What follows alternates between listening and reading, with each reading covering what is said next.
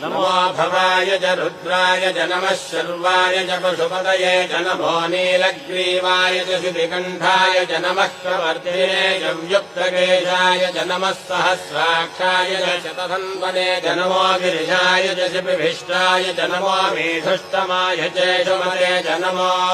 ह्रस्वाय च वामनाय च नमो बृहते च वर्षीयसे च नमो वृद्धाय च संवृद्धने च नमो अग्र्याय च प्रथमाय च नमः आशवे चाजिराय च नमः शीघ्रियाय च शीघ्राय च नमः ऊन्याय चावस्वन्याय च नमः स्रोतस्याय च दीप्याय च नमो ज्येष्ठाय च कनिष्ठाय च नमः पूर्वजाय चापरजाय च नमो मध्यमाय चापगल्भाय च नमो जघन्याय च बुद्धियाय च नमः श्रोभ्याय च प्रतिशल्याय च नमो याम्याय च क्षेम्याय च नमः